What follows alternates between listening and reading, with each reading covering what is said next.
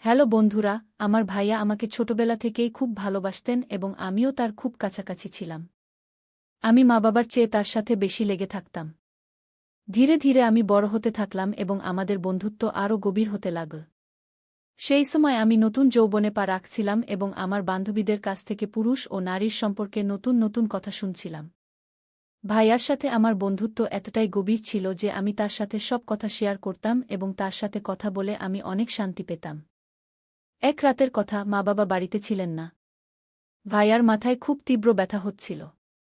তিনি আমাকে বললেন, কাজল, একটু চা বানিয়ে আমার রুমে নিয়ে আসো। আমি দ্রুত চা বানিয়ে ভাইয়ার রুমে নিয়ে গেলাম। ভাইয়া চা সাইড টেবিলে রাখতে বললেন। আমি চা টেবিলে রেখে ফিরে যাচ্ছিলাম, তখনই ভাইয়া আমাকে ধরে ফেললেন এবং বললেন, আজ বাড়িতে কেউ নেই, তোমার নিজের রুমে ভয় লাগবে। তাই আজ আমার কাছেই শুয়ে থাকো। আমি তোমাকে একটি ভিডিও দেখাব। ভাইয়া আমাকে তার পাশে শুয়ে থাকতে বললেন। আমি তার পাশে শুয়ে পড়লাম। ভাইয়া আমাকে ভিডিও দেখাতে লাগলেন। সেই ভিডিও দেখে আমার ভেতর হঠাৎ অস্থিরতা তৈরি হল। তারপর ভাইয়া আমাকে বললেন, এখন আমরা দুজন মিলে এমন করব। চলো বন্ধুরা, আমি শুরু থেকে বলি কি হয়েছে। আমার নাম কাজল, আমি ১৯ বছর বয়সী। আমি এইমাত্র ১২তম শ্রেণী পাস করেছি। আমার পড়াশোনার সম্পর্কে অনেক শখ ছিল, কিন্তু আমার বাবা আমার পড়াশোনার বিরোধী ছিলেন। আমি মা এবং ভাইয়াকে বললাম যে আমি আরও পড়তে চাই, তাই দয়া করে আপনারা দুজনই আমাকে সাহায্য করুন এবং বাবাকে রাজি করান। মা তার পক্ষ থেকে অনেক চেষ্টা করলেন, কিন্তু বাবা রাজি হচ্ছিলেন না। তার কথা ছিল যে আজকাল কলেজে পড়াশোনা কম এবং প্রেমের সম্পর্ক বেশি চলে। তখন আমার ভাইয়া বাবাকে বোঝালেন এবং আমার গ্যারান্টি নিলেন যে আমি এমন কিছু করব না এবং শুধু পড়াশোনায় মন দেব। তখন বাবা রাজি হয়ে ভাইয়াকে বললেন, আজ থেকে কাজলের দায়িত্ব তোমার। যদি সে কোনো ভুল করে, তবে এই বাড়ি এবং পরিবারের ইজ্জতে দাগ লাগবে এবং কাজলের পাশাপাশি তোমারও খারাপ হবে। ভাইয়া বাবাকে বললেন, বাবা, চিন্তা করো না, আমি কাজলের প্রতিটি কাজের উপর নজর রাখব। সেই সময় আমি জানতাম না ভাইয়ার মনে কি চলছিল এবং তিনি কেন আমার এত পক্ষ নিচ্ছেন। কিন্তু মজার ব্যাপার ছিল যে আমি কখনো ভাবিনি যে আমি এবং ভাইয়ার বন্ধুত্ব এতদূর যাবে। কিছুদিনের মধ্যেই ভাইয়া আমার সাথে গিয়ে আমার কলেজে ভর্তি করিয়ে দিলেন। শুরুতে আমি খুব মন দিয়ে পড়াশোনা করতে লাগলাম এবং কলেজে কারো সাথে বেশি মিশতাম না। কলেজে যা হতো সব আমি রাতে ভাইয়াকে বলতাম। ভাইয়াও আমার সাথে খুব ফ্রেন্ডলি হয়ে গিয়েছিলেন এবং আমার মনে হচ্ছিল যে তিনি আমাকে কিছুটা অদ্ভুত দৃষ্টিতে দেখেন। ভাইয়া গ্রামে থাকতেন এবং চাকরির সূত্রে আমাদের বাড়িতেই থাকতেন। তারপর কলেজে আমার একটি মেয়ের সাথে বন্ধুত্ব হয়ে গেল। তার সাথে বন্ধুত্ব করার পর আমার জীবন বদলে যেতে লাগল। সে আমাকে বলল যে তার বিয়ে ঠিক হয়ে গেছে এবং একদিন সে আমাকে তার বাগদত্তার সাথে পরিচয় করিয়ে দিল। আমার বান্ধবী আমাকে বলল যে তাদের বিয়ে ঠিক হয়ে গেছে এবং এখন তারা দুজনেই একে অপরের সাথে সব সীমা অতিক্রম করে ফেলেছে। তারপর আমি আমার বান্ধবীর কাছ থেকে সেই সব জানার চেষ্টা করতে লাগলাম যা সম্ভবত আমার বয়সে জানা উচিত ছিল না। আমার বয়স এমন ছিল যে আমি এই কথা জানার পর সহজেই ভুল পথে চলে যেতাম এবং তারপর ঠিক তাই হতে লাগল। আমিও সেই সব বিষয়ের প্রতি আগ্রহী হয়ে উঠলাম। আমার কোনো ছেলের সাথে বন্ধুত্ব ছিল না, তাই যখনই আমি এমন কথা ভাবতাম, আমার মাথায় ভাইয়ার ছবি ভেসে উঠত। কিন্তু ভাইয়ার আচরণ এবং তার কথা আমার চিন্তাকে আরও উস্কে দিত। যদিও আমি তখনও ভাইয়ার মনের কথা বুঝতে পারিনি। কখনো কখনো আমার মনে হতো যে সম্ভবত সেও আমার সম্পর্কে এমনই ভাবত। কিন্তু কখনো কখনো তার আচরণ আমার প্রতি খুব কঠিন হয়ে যেত। তিনি আমাকে মনে করিয়ে দিতেন যে আমার বাবা কতটা কঠোর এবং যদি আমি কোনো ভুল করি, তবে আমার পাশাপাশি তারও খারাপ হবে। তার এই কথা শুনে আমি নিজেকে নিয়ন্ত্রণ করার চেষ্টা করতাম। কিন্তু বলে না যে যৌবন অন্ধ হয়। যৌবন এমনই, যেমন শীতে আগুন জ্বললে হাত গরম করেই নেওয়া হয়। আমি যে কলেজে যেতাম, আবার সেখানেই সেইসব কথা শুনতে পেতাম। তারপর আমি কলেজ থেকে বাড়ি এসে আমার বন্ধুদের বলা কথাগুলো নিয়ে ভাবতে থাকতাম। সেদিন আমার ভাইয়া চাকরি থেকে বাড়ি ফিরে এসে বসে বললেন, কি ভাবছ কাজল? আমি গভীরভাবে ভাইয়ার দিকে তাকিয়ে বললাম, ভাইয়া, তুমি জানো আমার বান্ধবী আজ আমাকে কি বলেছে? প্রতিবারের মতো আজও আমি ভাইয়ার সাথে আমার মনের কথা শেয়ার করতে লাগলাম। আমার অভ্যাস ছিল যে আমি আমার সব কথা ভাইয়াকে বলতাম, তা যে কোনো বিষয় হোক না কেন। ভাইয়া আমাকে উপর থেকে নিচ পর্যন্ত দেখে বললেন, হ্যাঁ বলো, কি বলতে চাও? তোমার বন্ধু তোমাকে কি বলেছে? আমি বললাম, আমার বন্ধু আমাকে বলছিল যে ইন্টারনেটে অনেক ধরনের ভিডিও আছে যেখানে সব ধরনের মশলা পাওয়া যায়। তাই আমি বলছিলাম যে আপনার কাছেও তো মোবাইল আছে এবং নেটের প্যাকেজও লাগানো আছে। আপনি নিশ্চয়ই সেই ভিডিওগুলো দেখেছেন। তাহলে আমরা দুজন মিলে ভিডিও দেখে এনজয় করি না কেন? আমি এই কথা বলার সময় আমার মুখ ভাইয়ার কাছাকাছি এনে ফিসফিস করে বললাম। তিনি ফ্যালফ্যাল করে আমার দিকে তাকিয়ে রইলেন। আমার মনে হলো তিনি আমাকে ভালো করে ডাকবেন।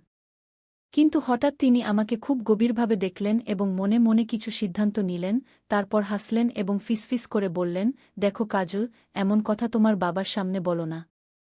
না হলে তোমার বাবা তোমার তো বেহাল করবেই, কিন্তু আমাকে বাড়ি থেকে বের করে দেবে, কারণ আমি তোমার দায়িত্ব নিয়েছি। তাহলে আমার থাকার সমস্যা হয়ে যাবে। আর ভিডিও দেখার কথা হলে তুমি রাতের বেলা আমার রুমে চলে আসবে। আমি তোমাকে সব ধরনের ভিডিও দেখিয়ে দেব। ভাইয়ার চোখে এক চমকদার শারীরিক অসুস্থতা ছিল যা আমি তখন বুঝতে পারিনি। এরপর ভাইয়া তার রুমে চলে গেলেন এবং আমি পড়াশোনা করতে বসলাম। কিন্তু আমার মন পড়ায় লাগছিল না, শুধু রাতের কথা ভাবছিলাম। তবে পড়াশোনা করাও জরুরি ছিল, কারণ পড়াশোনার ব্যাপারে ভাইয়া খুবই কঠোর ছিলেন। তিনি আমাকে বলতেন, সবার আগে তোমার পড়াশোনা, বাকি মজা পড়ে। তার কথা ছিল যে যদি আমি পড়াশোনায় ভালো থাকি, তাহলে আমার বাবাও বুঝবেন এবং আমার স্বাধীনতার দরজা খুলে যাবে। তার এই কথা আমারও খুব ভালো লাগত। তাই আমি মন থেকে সব কথা সরিয়ে মন দিয়ে কলেজের কাজ করতে বসলাম এবং দ্রুত সব কাজ শেষ করলাম। রাত যত ঘনিয়ে আসছিল আমার মনেও তোলপাড় হচ্ছিল। যখন আমি সব কাজ থেকে মুক্ত হলাম, তখন রাতে আরাম করে ভাইয়ার রুমে চলে গেলাম। আমি যখন রুমে ঢুকলাম, ভাইয়া মেয়েদের ম্যাগাজিন দেখছিলেন। আমাকে দেখে তিনি হাসলেন এবং ম্যাগাজিনটা লুকিয়ে ফেললেন। শীতের মৌসুম চলছিল এবং দিন দিন ঠান্ডা বাড়ছিল।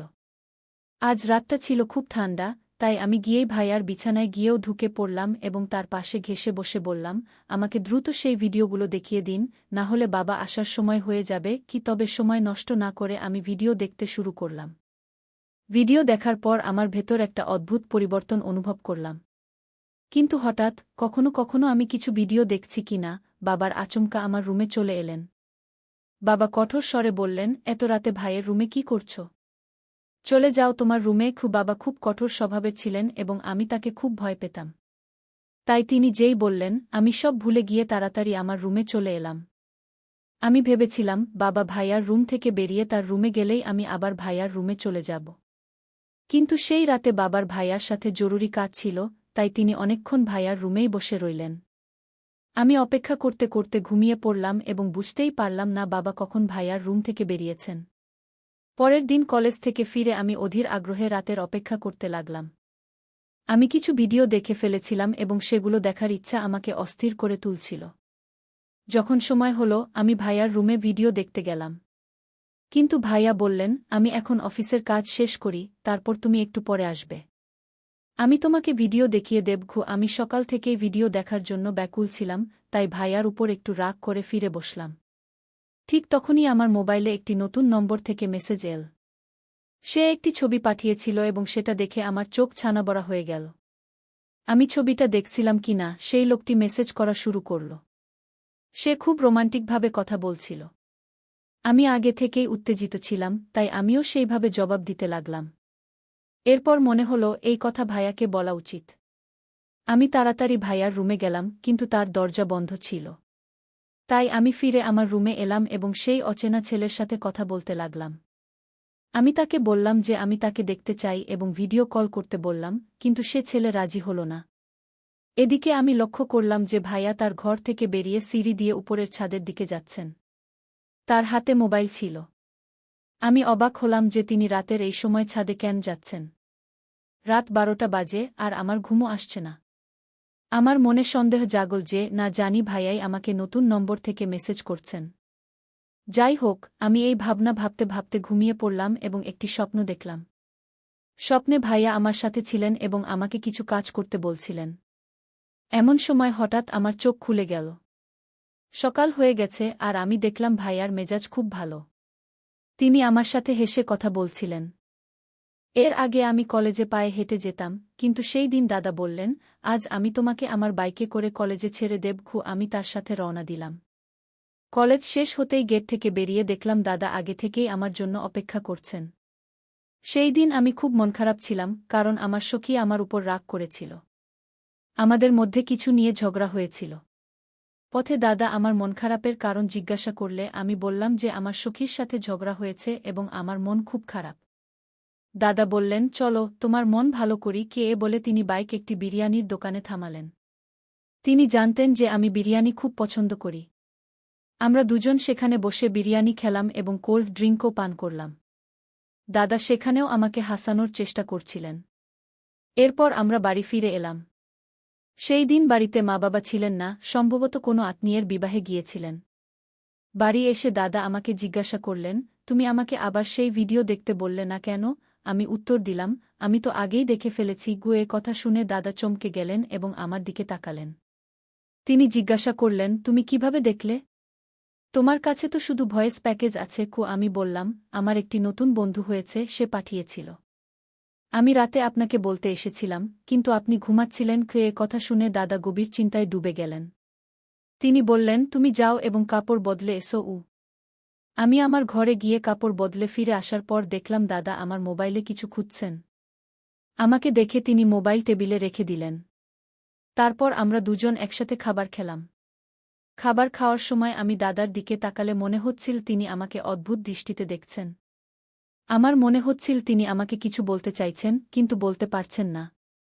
আমি মনে মনে ভাবতে লাগলাম, দাদা, এখনই বলে দাও না, আমি তোমাকে মানা করব না। এমন সময় আমার নজর দাদার মোবাইলে পড়ল। আমি আজও সেই অজানা ছেলের মেসেজের অপেক্ষায় ছিলাম, কিন্তু সে এখনও আমাকে মেসেজ করেনি। দাদাও কিছু বলতে হিচকিচ করছিলেন। এমন সময় আমি মোবাইল তুলে নিলাম এবং নিজেই সেই নম্বরে মেসেজ করতে শুরু করলাম। কিন্তু দাদা আমার হাত থেকে মোবাইল কেড়ে নিলেন। আমার মনে হল সম্ভবত তার ঈর্ষা হচ্ছে। দাদা বললেন, খাবার সময় মোবাইল ব্যবহার করা ভালো অভ্যাস নয়। তাই মোবাইল আমাকে দাও। বলে তিনি আমার মোবাইল তার কাছে রেখে দিলেন। আমি দ্রুত খাবার শেষ করে দাদাকে বললাম, এখন তো আমার মোবাইল ফেরত দাও। দাদা বললেন, দেব, কিন্তু আগে তুমি বাসনপত্র গুছিয়ে আমার ঘরে এসো। আমি খুশি হলাম, মনে হলো ঈর্ষার বসে আজ দাদা আমার ইচ্ছা পূরণ করবেন। আমি দ্রুত বাসনপত্র গুছিয়ে কলেজের কাজও শেষ করলাম। রাত 11টায় যখন আমি দাদার ঘরে গেলাম এবং বললাম, এখন তো আমার মোবাইল ফেরত দাও, আমার সেই বন্ধুর সাথে কথা বলতে হবে। দাদা বললেন, আমার মাথায় খুব তীব্র ব্যথা হচ্ছে। যাও, আগে আমার জন্য 1 কাপ ভালো চা বানিয়ে আনো। আমি চা বানাতে চলে গেলাম। কিছুক্ষণ পরে আমি চা নিয়ে ঘরে এলাম এবং চা টেবিলে রেখে দিলাম। আমি ফিরে যেতে যেতেই দাদা আমার বাহু ধরে বললেন,